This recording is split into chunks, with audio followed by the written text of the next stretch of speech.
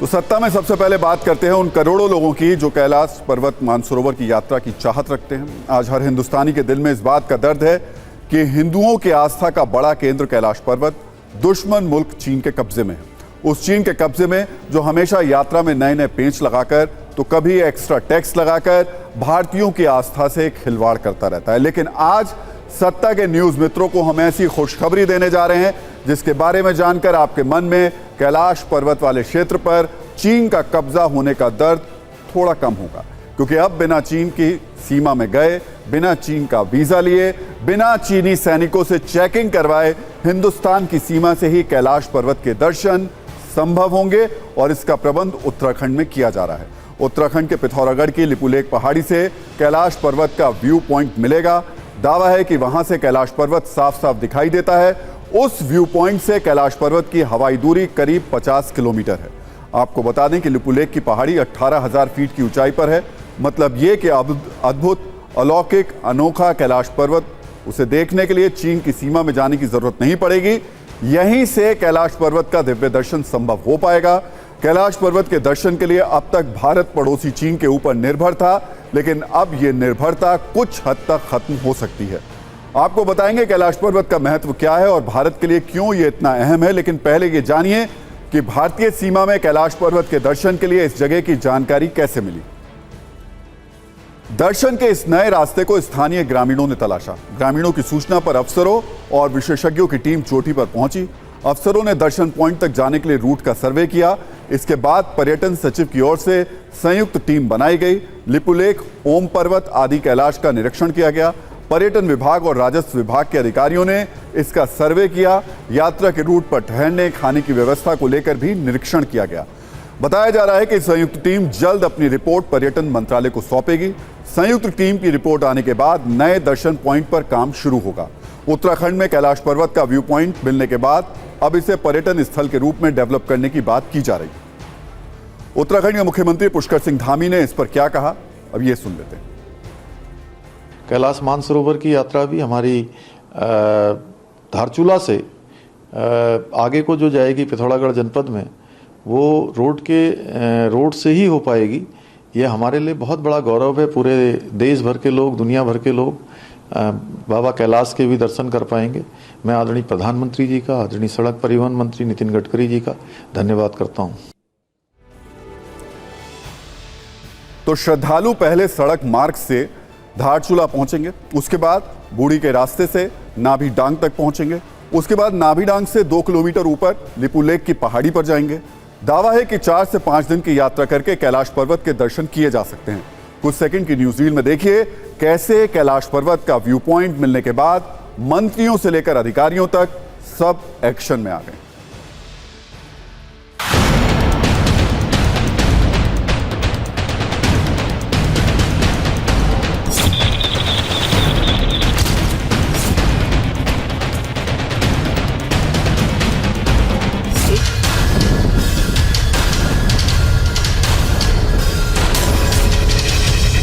Old Lipu पास एक स्थल है जहाँ से कैलाश दिखता है। तो हम लोग वहाँ गए थे और वहाँ से देखा हमने काफ़ी अच्छा कैलाश का व्यू वहाँ दिख रहा है। और अब आपको बताते हैं कि फिलहाल कैलाश मानसरोवर यात्रा में अलग अलग रूट पर कितने दिन लगते हैं। पहला रूट है उत्तराखंड के लिपुलेख पहाड़ी के रास्ते, जिसमें लगभग 1,60,000 रुपये और 24 दिन लगते हैं। दूसरा रूट है सिक्किम के रास्ते, जहां नाथुला पास से होकर कैलाश पर्वत तक जाना होता है। इस रूट से ये पूरी यात्रा में लगभग 21 दिन लगते हैं। हर यात्री को लगभग 2 लाख रुपए खर्च करने पड़ते हैं। तीसरा रास्ता नेपाल से है, जिसमें शिव भक्त काठमांडू से कैलाश पर्वत तक जाते हैं। इन तीनों रास्तों पर कम से कम 14 और ज्यादा से ज्यादा 21 दिन का समय लगता है और बड़ा खर्च आता है। जो लोग इससे बचते हुए दूर से दर्शन करने के इच्छुक हैं, उनके लिए उत्तराखंड का कैलाश व्यू पॉइंट भविष्य में एक अच्छा विकल्प बन सकता है।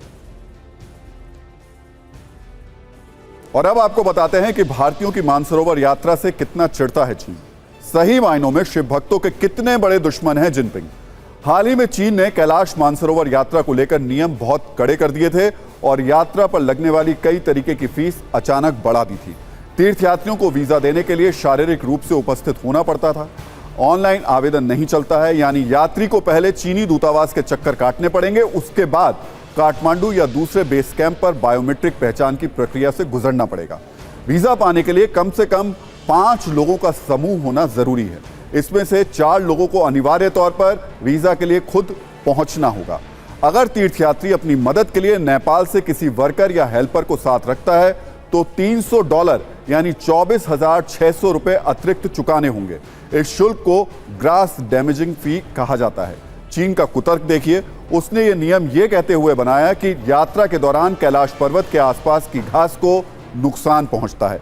इसकी भरपाई यात्री और उसके साथ आने वाले लोगों से ही की जाएगी और किसी वर्कर को साथ रखने के लिए 15 दिनों की 13,000 रुपए की प्रवास फीस भी ली जाएगी। पहले ये सिर्फ 4,200 रुपए थी। इस तरह भारतीय नागरिकों को यात्रा के लिए 1,60,000 रुपए से लेकर 2 लाख रुपए तक प्रति व्यक्ति खर्च करने होते हैं। 2019 में यह खर्च करीब 90,000 रुपए पड़ता था। यह बड़ा खर्च है जिसे हर श्रद्धालु वहन नहीं कर सकता। जिनपिंग और उनकी सरकार की ये हरकतें निंदनीय हैं। शिव भक्त उन्हें इसके लिए कभी माफ नहीं करेंगे। कोई उदार सत्ता होती तो श्रद्धालुओं के लिए इस तरीके का प्रपंच बिल्कुल नहीं रचती। लेकिन अब कैलाश मानसरोवर की यात्रा की इच्छा रखने वालों के लिए एक दूसरा विकल्प उत्तराखंड में तैयार हो रहा है, जो बहुत ही शुभ संकेत है। हालांकि इस विकल्प में सिर्फ दूर से कैलाश पर्वत के दर्शन ही हो सकेंगे। कैलाश पर्वत की परिक्रमा करना और मानसरोवर झील में पवित्र डुबकी लगाना संभव नहीं होगा। इसके लिए चीन के सख्त नियमों और बड़े खर्च की चुभन को सहना ही होगा। फिर भी एक बड़ी शुरुआत तो हुई है। कैलाश पर्वत से जुड़ी इस कुंजी के अंत में एक और जानकारी आपको दे देते हैं। कैलाश पर्वत कभी भारत का हिस्सा था, लेकिन आज वो चीन के कब्जे में है, जिस वजह से शिव भक्तों के मन में एक टीस रहती है। कुछ बिंदुओं पर गौर कर लीजिए। 1962 में भारत और चीन के बीच युद्ध हुआ था, जिसमें चीन ने कैलाश और मानसरोवर पर कब्जा कर लिया था।